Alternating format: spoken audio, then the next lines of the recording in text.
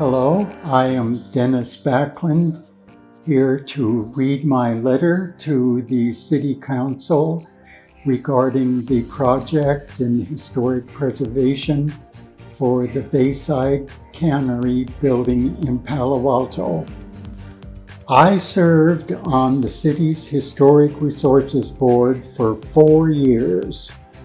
And from 2000 until my retirement in 2014, I was the city's historic preservation planner, working in the then named Department of Planning and Community Environment in Palo Alto City Hall.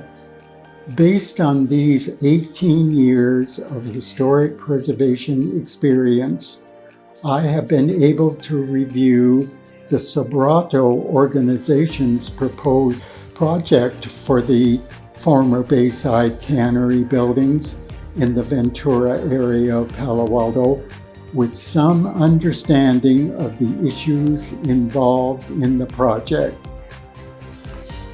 The final EIR and the report by Architectural Resources Group conclude that demolition of 40% of the building to provide a site for the proposed townhouses would violate the Secretary of the Interior standards for rehabilitation and therefore should not be carried out.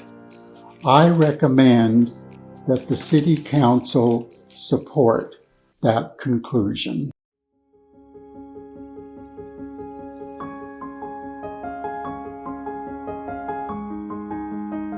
The building was built in 1918. Thomas Foon Chew had, as a part of Bayside Cannery, he also had other facilities in Alviso, for instance. In the heyday, and this is 1930s, the Bayside Cannery was the third largest cannery in the country behind Del Monte and Libby only. So it was quite significant. He was a major employer. He had 10,000 employees, and one of the remarkable things about that, he did not discriminate based on, gender or race or anything. He hired anybody who could do the work, which I think is just phenomenal.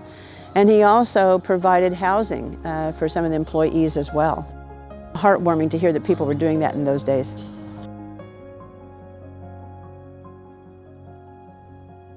Given his achievements in the planning in the canning industry of the United States, developing the third biggest organization in the United States.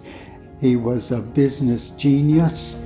With respect to his hiring practices, he was a humanitarian. The historic building in its original stage is a rare find in the Bay Area. There is not too many Asian historical sites around anymore because many of the old Chinatown were either burned down or people got driven away. Like the San Jose, Chinatown was burned down.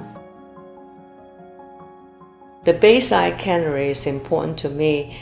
It's a historic site remembering Thomas Foon Chew, and it's the Asian American pioneer of Palo Alto at the time. I feel that this is sort of like a golden opportunity to have this rare find to preserve for our future generations. For people to come and see, this is where Thomas Foon Chew and the Bayside Cannery accomplished great deeds and provided income and work for so many thousands, literally, of people. We can't ignore that. But many of us believe that there are alternatives and that there are reasons, even legal reasons, why the City Council should rethink. I am pretty sure there is alternative plans that you can have to accommodate the development of the townhomes, the affordable housing, the park, and preserving the historic site. With my experience, 29 years of real estate experience and building my own historic house, I'm more than happy to share my knowledge with the groups if anybody needs it.